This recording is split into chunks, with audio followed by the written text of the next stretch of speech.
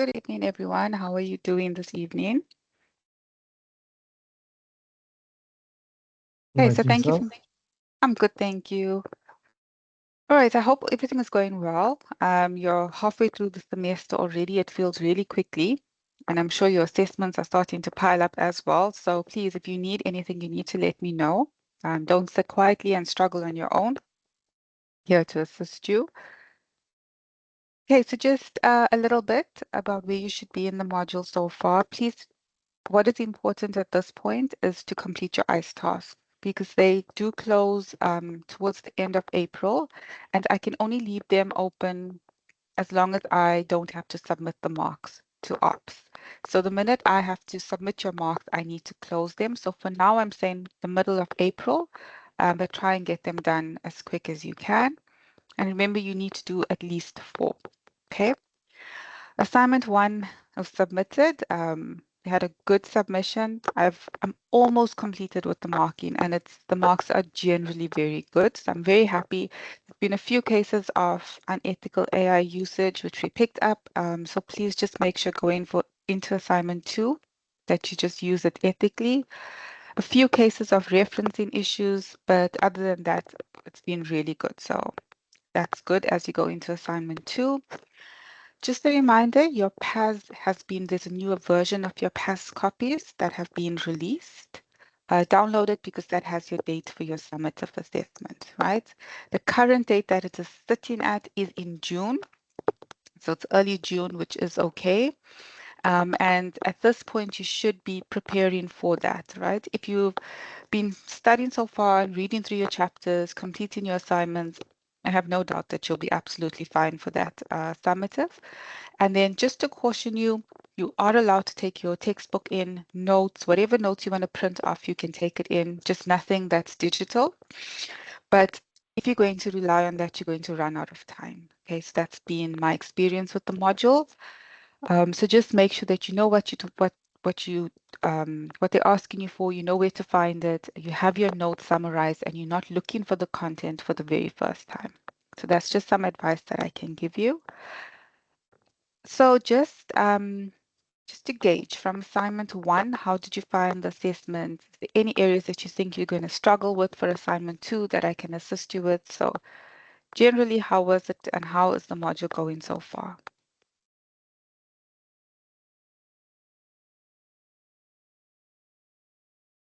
Anybody?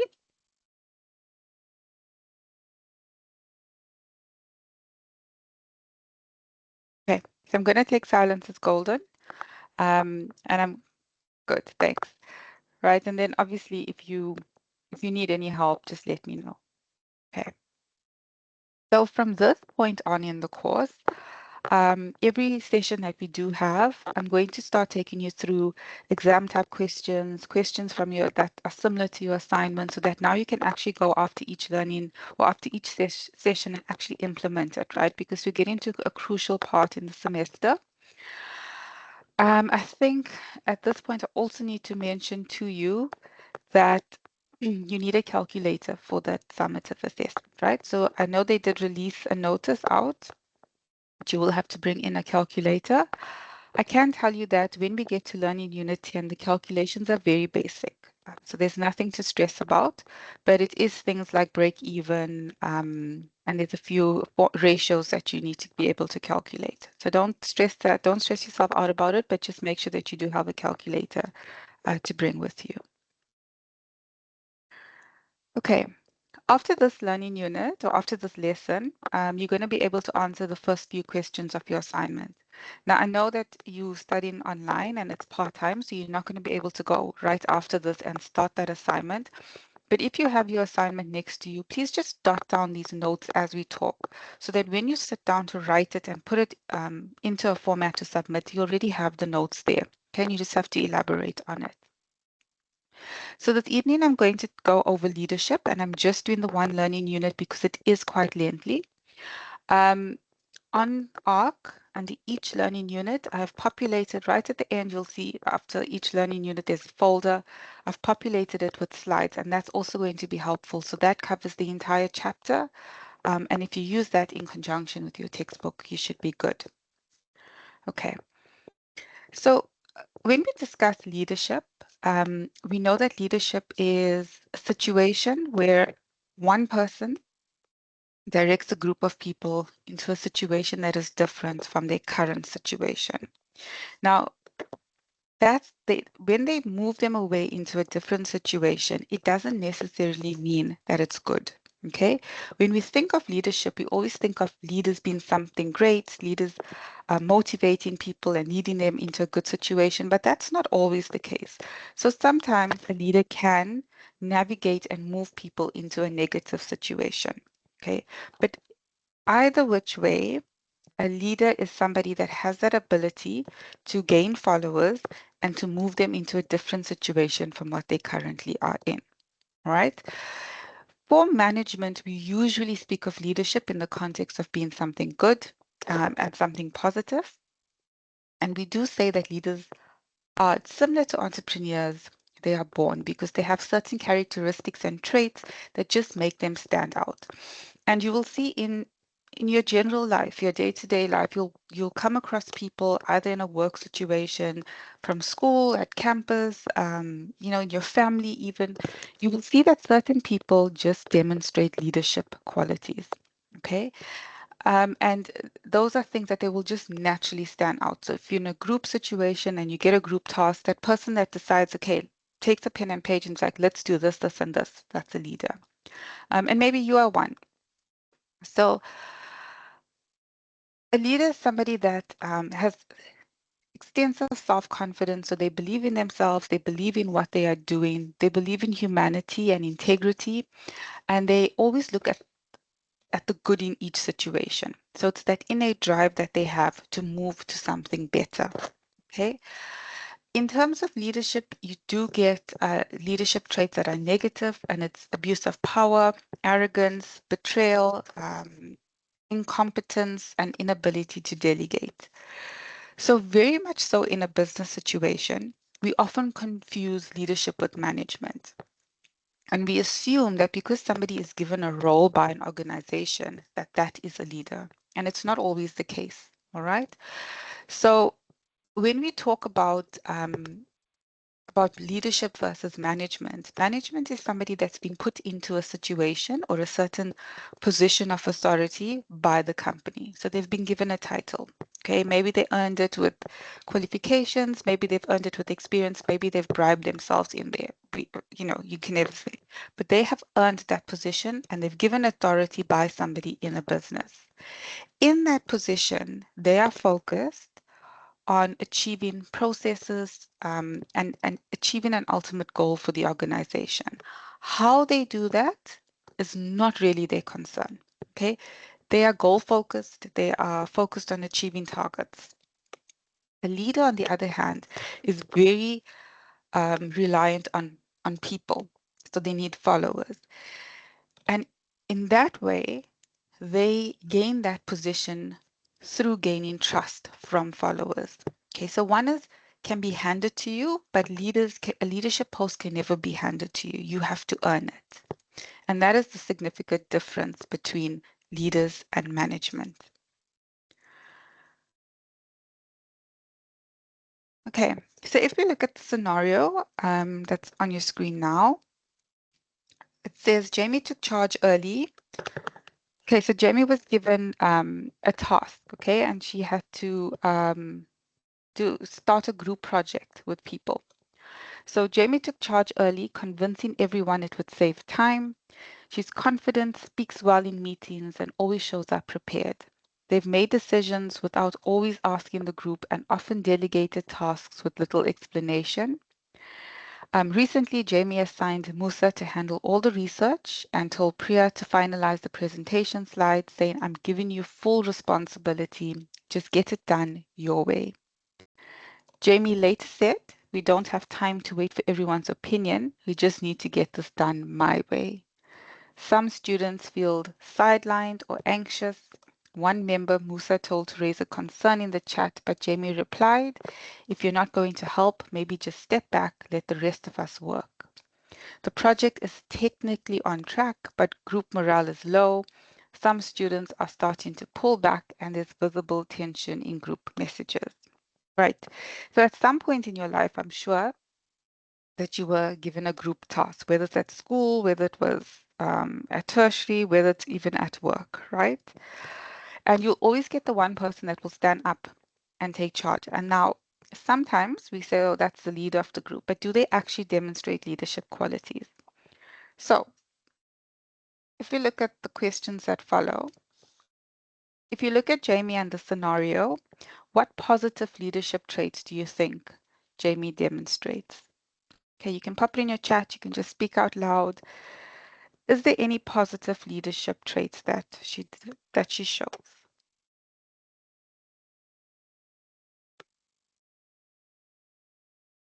Okay, and remember yes, everybody has some good in them. So yes, she shows drive. That is it. She wants to get it done. Right. She's giving responsibility, not micromanaging people. That's a good spot. Anything else? There's one very prominent trait that is showing self-confidence, 100%. That is it, right? Yes, it's confidence. She's confident, okay? Whether she's right or wrong, she is confident. So, and she's got organization, okay? Because she's giving everybody tasks. You can do this and you can do that. Then, can you identify any traits or behaviors that can derail Jamie? Okay, so remember, the task is on track. Um, you know, she feels that she's getting everything done, but the group feels otherwise. So technically, she's still the leader.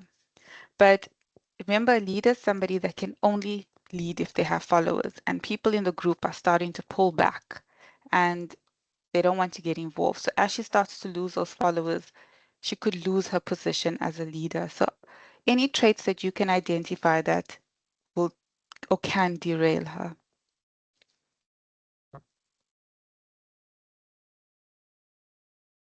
Yes, not including the team, not involving the team with decision making. Okay. So remember, she said, I'm giving you responsibility, just get it done. Okay.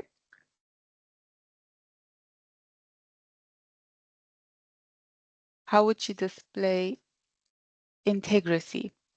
Okay, so there is a way that she could display integrity. She's getting the work done and she's getting it done to the best of her ability. So she wants to get it done correctly, right? She wants to reach the goal. So she is showing integrity in the way she's doing it. She's not deliberately trying to cheat. She's just being a little bossy, if that's the polite way to say it. Okay, there's other ways. Does that answer your question? Perfect. Okay, anything else? So she's not involving people in decision making. There's also something she is doing that can, yes, it's an abuse of power. All right. So if we go back, oh,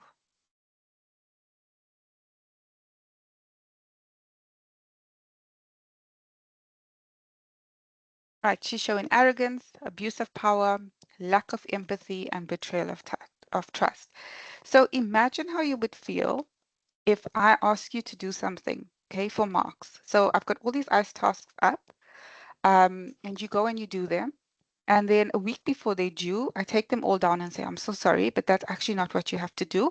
There's another 6 tasks. Choose 4 and do that. Okay. That is showing arrogance because I'm not interested in you. I'm abusing my power. I've got no consideration for the rest of your life. I'm only focusing on this part of your life. And you trust me because you hopefully anticipating that 10% if you complete the ICE tasks, right? So I betrayed your trust. So in the same way, she is showing all of those characteristics, right? She's saying there's some responsibility, go do it the way you want to do it. Then they do it and they're like, sorry, nobody has time for you and what you thought. It needs to be done this way. Okay. So delegation is something we're going to speak about.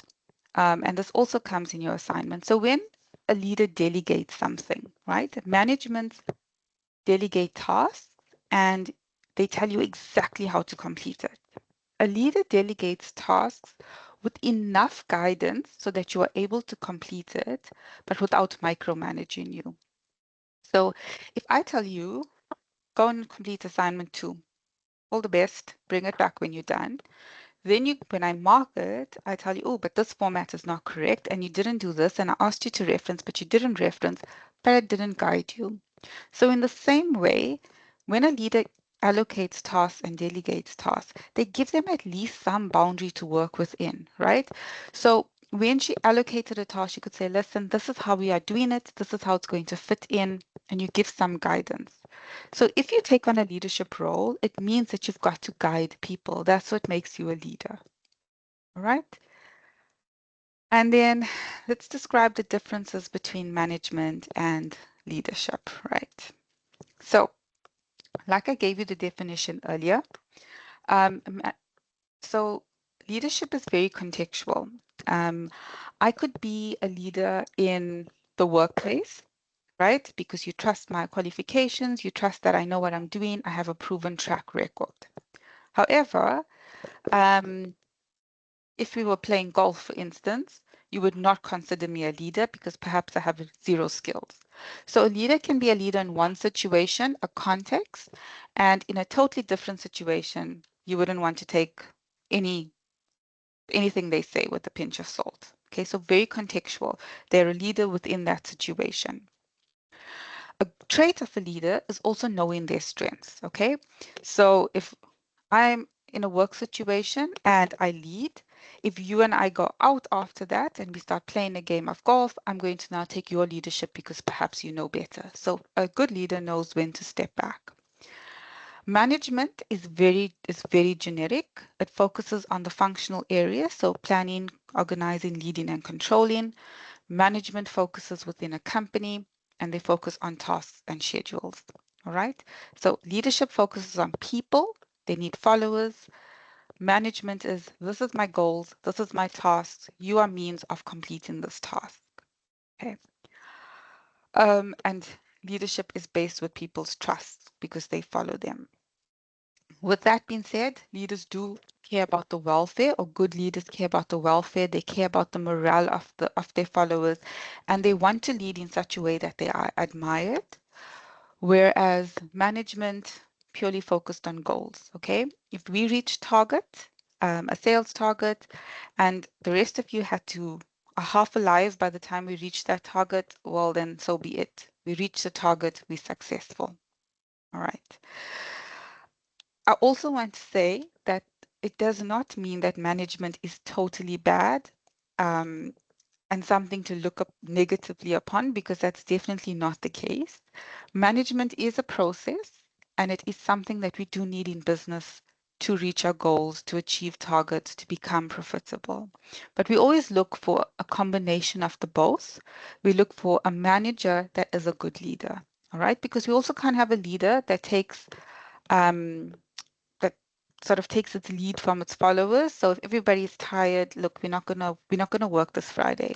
Let's just take a break. Okay, but we have deadlines. So we need a combination of both. Okay, what components of leadership would Jamie need to display? So you'd only be able to answer this if you've read over the chapter. I'm going to give it half a minute, and if not, we're going to discuss it. Okay, so what components of leadership would Jamie need to display? Remember, components are different to traits.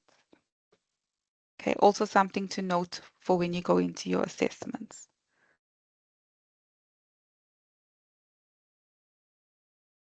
Are part of something, whereas traits is characteristics that somebody demonstrates or possesses.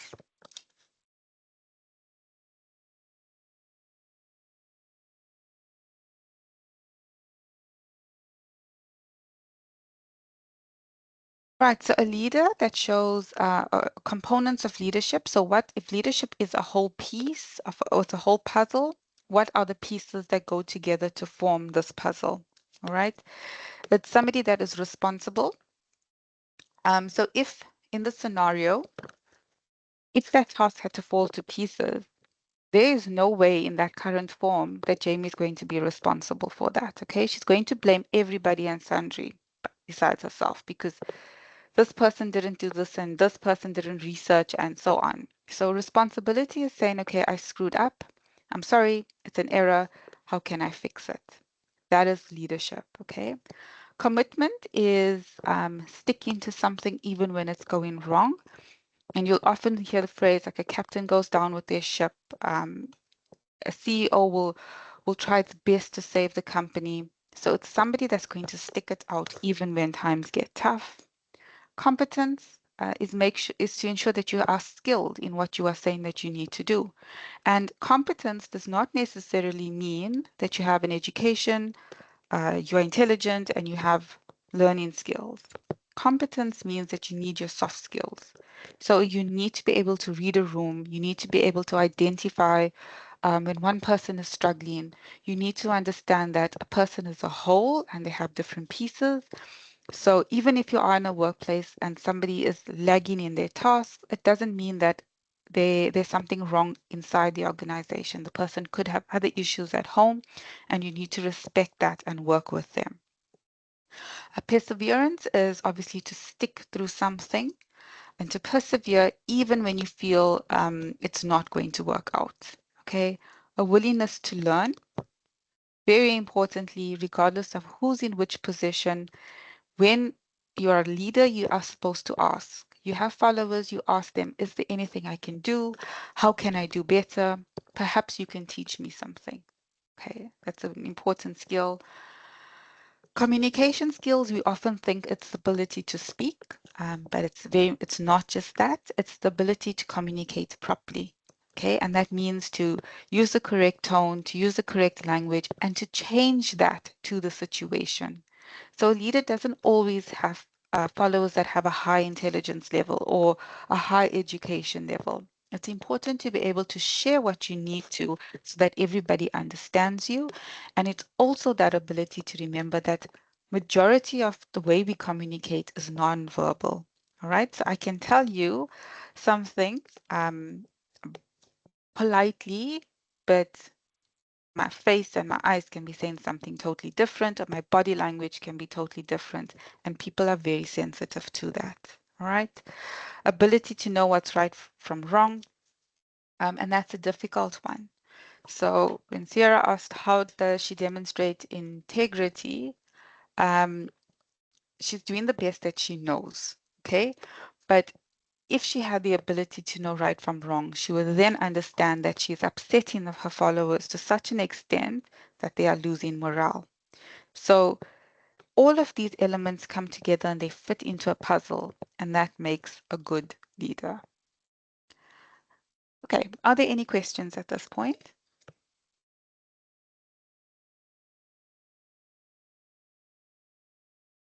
All comfortable?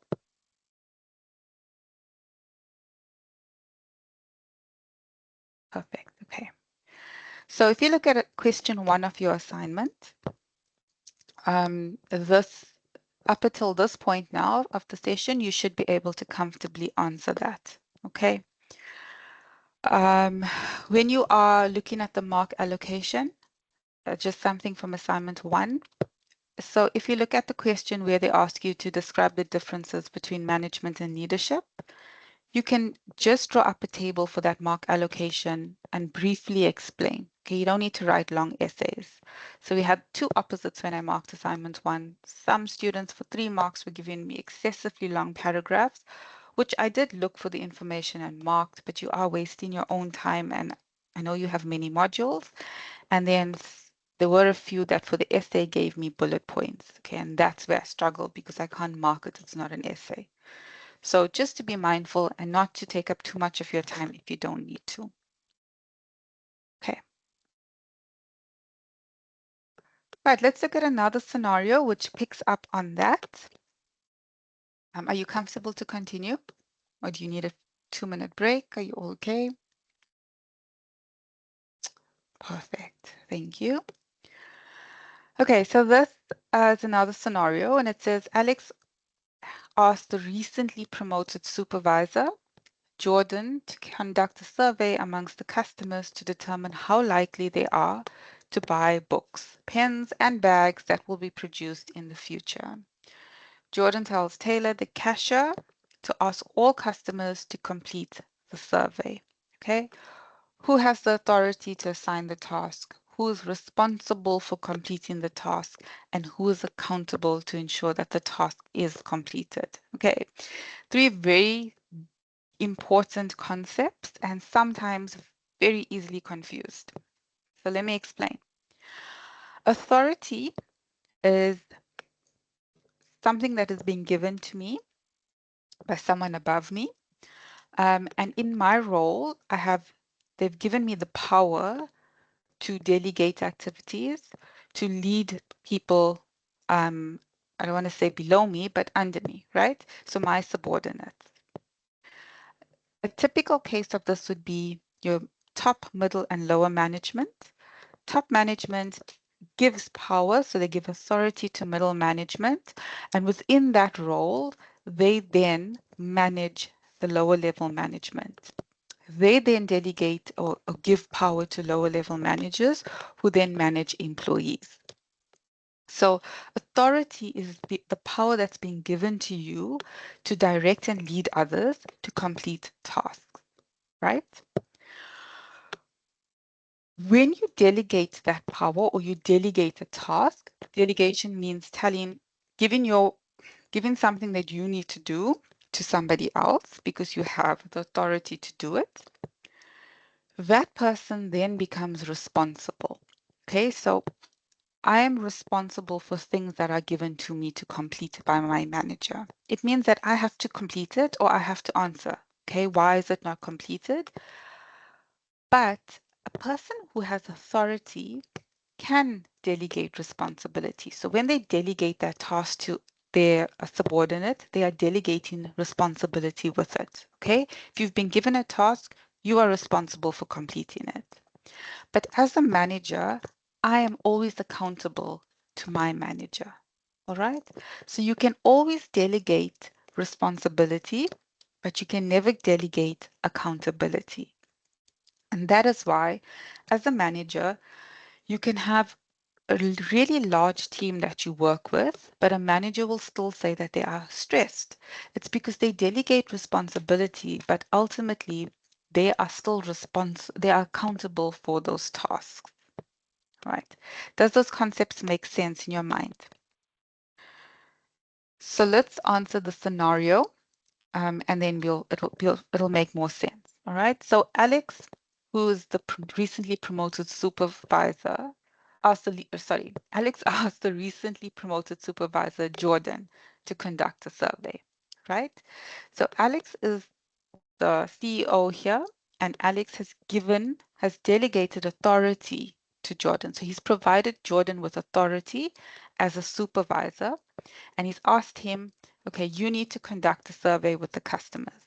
So Jordan is a supervisor, he's lower level management, and he has employees under him. He's then taken that task, and because he's been given authority by Alex, he delegates that task to the cashier, Taylor, and asks Taylor to do it. Okay, so he's well within his rights and the power that's been given to him to delegate that task. When he asks Taylor to complete the task, Taylor becomes responsible for it, meaning she has to do it by a certain deadline. Okay, but if Taylor doesn't, Jordan is still accountable to Alex, because when Alex asks him for the results, Jordan can't then tell Alex, well, I gave it to Jordan, you go speak to Jordan. No, that's not going to work. All right. So who has the authority to assign the task? There is two answers that we can accept here. One, Alex, because Alex can sort of delegate that responsibility or the task to Jordan. But the correct answer here is Jordan has the authority to delegate to Taylor. Okay. Who's responsible for completing the task? Taylor is responsible for completing the task. And then who is accountable for the task? It will always be Jordan. Right. So I've just written it down there, and I don't know if you want to take a second to jot it down, because it'll make sense when you're completing your assignment.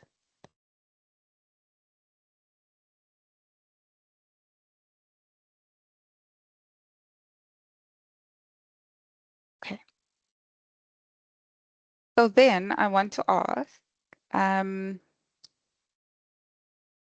do you find it worthwhile that we cover content and do scenarios that are linked to your assessments? Or do you want different scenarios altogether in the live sessions?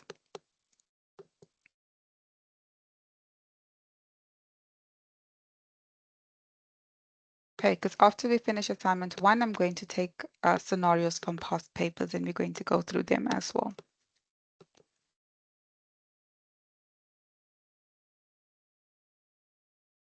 Okay. Then very lastly, we're going to go over the leadership theories that there are, and there are quite a few leadership theories, okay? So I've created a slide, and even though it does look a little cramped, it's a summary that I think would be helpful for you to use. So after this, I'm going to upload the recording, but I'm also going to make these slides available to you because this is a good summary that you can use, print it out even, take it into that assessment venue with you. It'll save you a lot of time, and it does, in my opinion, explain it properly. And a common question that does come out is they ask you to list or highlight or identify the theory that's been used. So this is quite helpful. What I've done is I've put the theory, I've put a good, the definition of it, and then I've just sort of linked it a little bit to the case study, okay? So to help you a little bit. So if you're looking at your screen now, it might be just a little bit small, but it has everything in it, okay? So the contingency theory, what am I doing to it now? Okay, the contingency theory, and these are different theories of management, okay? So the theory says that a leader's effectiveness and their style of leadership is dependent on the situation that they are currently faced in. Okay, so I've got an example is where Alex evaluates market conditions and strengths before choosing a directive or a supportive style. So what the contingency theory says is that in certain situations, I will change my leadership style to that situation. All right. So if I'm in a situation where I'm with highly skilled individuals and they know they have all the skills and they are ready to prepare and do the tasks, I will then take a step back, um, and I'll be more democratic, maybe perhaps in my leadership style. If I'm put in a situation where I have unskilled workers, maybe they are doing something for the first time, I will then become a little bit autocratic and I would insist that they do it in a certain way because I'm adjusting my leadership style to suit the situation. Okay, the leadership contingency theory, on the other hand, says that leadership is on a spectrum. Okay, so irrespective of the situation, a leader can and they vary between being democratic and autocratic. Okay, so you in certain situations, I could become very autocratic because perhaps I know that this must be done in a certain way. Maybe it's my skill set, and I will demand that it's done in a certain way. And then in other cases, perhaps I'm not really an expert in this field. I would then say, okay, you go and you do it and you decide what needs to be done. So a leader himself, irrespective of the situation, goes onto a spectrum of where they become democratic and autocratic. Right. So what is the difference between leadership contingency theory and the contingency theory is that the contingency theory says if I'm in this situation here, so if I am building a house and I have unskilled workers, I will become autocratic in that situation. And I will stay autocratic in that situation where I will tell everybody what to do, when to do it, how to do it. The leadership contingency theory, though, continuous theory says that if I am in the situation of building the house, I can start off autocratic, but as I see that perhaps my followers are starting to develop skills, I can become a little bit more democratic. So in that same situation, I can vary. Whereas contingency theory says once I'm in that situation, I remain like that. Okay. The leadership substitute theory argues that certain factors like team expertise, structured systems can neutralize or substitute the need for active leadership. So it says that sometimes I can be dependent on what is required of me or the situation. I can be a very present leader. And then in other situations, I can lead from the back. Okay, so I'll be there.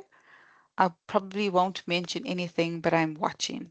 And then in other situations, I'm very hands-on leading people. Transformation theory is about motivating followers. So through my leadership style, I'm all about creating and developing people. I motivate them to the best of their ability. So this is an important one, and it's, I think, something that many leaders are striving to achieve. If I have a group of 5 people, I don't lead them all in the same way. So I try to identify the strength of each person and I try to motivate them so that all 5 of my followers achieve the same goal. But in achieving that goal, they develop in different ways and through that development process, they turn out to be something better than they already are. Okay. You will see that some managers, if you have been on a leadership training position or um, once you start, you finish your degree, you go and you do your honors and you get supervised. Everybody can pass, so everybody can complete a course. But how that person comes out on the end of it is what matters. Okay, so yes, everybody can pass, but if the person has come out being a better person, feeling more confident of their skills, that is transformation. Charismatic leadership means that you follow a leader because they have a charm about them. Okay, so there's something that just attracts you to them, and perhaps it's their way of communication. And charismatic leadership doesn't always mean good leadership. It means that you fancy that person. Something attracts you to them, and so you follow them. Cognitive resources theory proposes a leader's intelligence and expertise to problem solving is why you consider them a leader. So the only thing of that leader is that you admire the fact that, or you appreciate the fact that they have more skills than you. Perhaps they've studied, they've got a few qualifications, they've got some experience, and hence you accept them as your leader. Okay. Might not have the best personality, but you'll just accept it because they've got a skill set. Complexity leadership focuses on leadership aspect of adaptive process and complex environments. So here a leader is somebody that they sort of emerge as a leader because of the skills that they've shown in difficult situations, right? So if we are all trapped in a building and one person says, okay, this is not on, and they start looking for ways out, or they start digging and creating a gap, that person becomes the leader automatically and we accept them. And then team leadership theories concentrate on shared leadership within a team, highlighting collaboration, collective decision making, and accountability. So in every team, a team leadership means that we share leadership.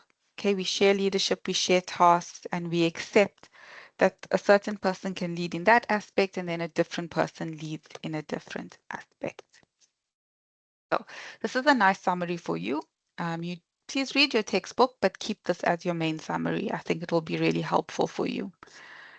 And especially if you're going into the assessment, try and print it out because you can't have anything digital. Okay, so that's the end of this learning unit. Is there any questions or queries that you have? Anything that you want me to cover before we end? Anything that you want to ask?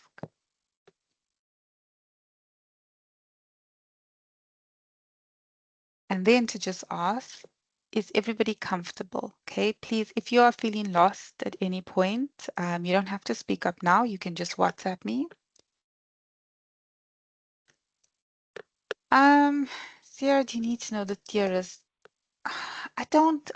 I mean, I would. It would be nice if you would read over it, but I don't think you need to memorize it. And why I say that is because if you can identify, so the assessments for this module is very practical in nature. You'll see on your PAS it says practical assessment. So you'll be given scenarios and you'll have to identify things.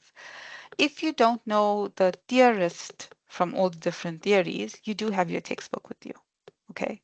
So yes, you can learn it or memorize it, but it's not the most important thing, no.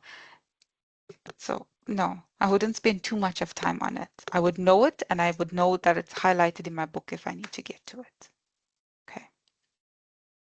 Any other questions? And then I think just on that, um, try not to memorize without understanding because that's going to be a problem in the exam. You are going to be asked a lot of, and I'll upload some past papers for you so you'll start to get an idea. But you'll see I go through scenarios because that's how you'll be tested for this, and you'll see your assignments as well. Identify. You are asked to list and explain, and similar to your assignment, but it's not focused on details as much as it is on applying that knowledge. Okay. Anything else?